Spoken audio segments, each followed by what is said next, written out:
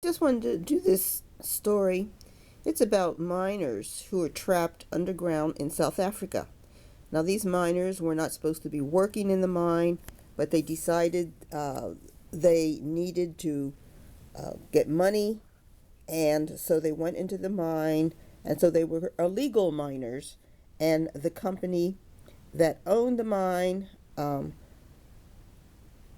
using some sort of spyware, I'm sure, um, caused a entrapment so they couldn't get out of the mine. And then they didn't want to get them out of the mine. They said, let them die there. And then they also wanted to gas them. They wanted to put gas into the mine so that they wouldn't be able to breathe and they would all die. So some people were in an uproar, and they said, no, no, no, you got to get them out of the mine. Well, the company said, no, you can't get them out of the mine. And the police agreed. And they also said, if you try to help them, you are going to be put in jail. So no one could get to these miners. No one could help them because the police and the people who own the mine were wanting to kill the miners who were in there illegally. So they had to take it to court. Now, you know how long it takes to get something into court.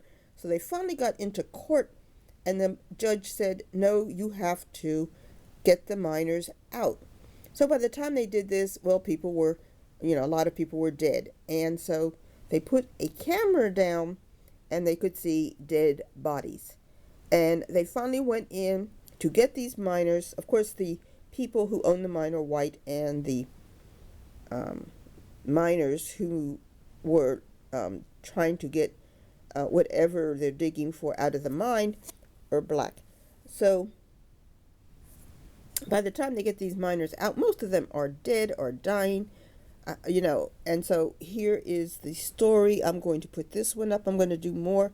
It's hard to find on the internet, but I found this, and I'm going to put this up.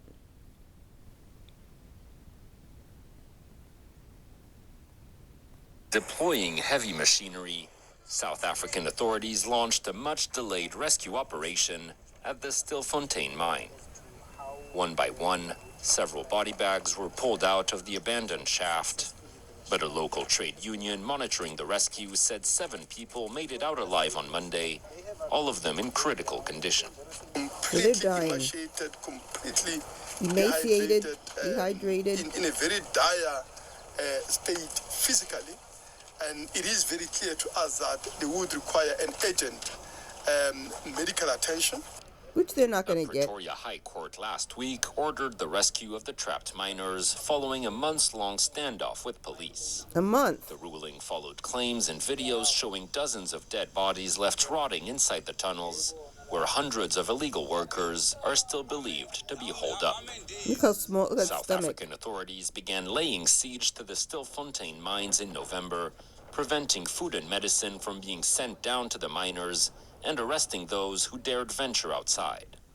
The situation sparked an international outcry, with rights groups accusing the South African government of inhumane treatment. The latest court ruling set a 10-day framework to complete rescue operations, but it remains unclear what will happen to the workers, many of whom live in South Africa without proper documentation, once they make it back to the surface. So they're worried about how they're going to threaten these workers after. Could a Cybertruck like the one that you see right behind me pay you $30,000? Now they're worried about how they're going to threaten these workers after they get them out of the mine for being there in the first place. Let me see. So they want to punish the miners after they get out. They're already dehydrated, terrible, deathly conditions. As if that's not enough punishment. These are the same tactics that were used in slavery and in the United States when people who were slaves did not obey the commands of their owners, no matter how ridiculous the commands were or how dangerous the jobs were, or how badly they were being treated in general. They would do anything, and just like these guys that were left in the mine, and they wanted to gas them because they went into the mine and were working in the mine illegally. Nothing in that mine is that valuable, and they can easily get the people out, and they can take them to court. But no, they wanted to kill them because they were just easily disposable in their minds, and they could had the power to do so. Even the police were cooperating. Hey, we don't need to give these people food. We don't need to give these people water. Let them, come out dehydrated. You can go normally about 3 days without water before you die, and you might be able to go a little bit longer without food. Who knows what these people did to survive in that mine, but I'm sure this is a horrendous memory for all of them. They didn't go in there for this kind of harsh treatment, but and why doesn't the news cover this stuff? This is the place where Elon Musk was raised, where he was born and raised, and this is the kind of treatment they are still giving to minorities over there. This is the type of treatment they are still giving to black people in South Africa, and yet the news does not want to cover it. Why?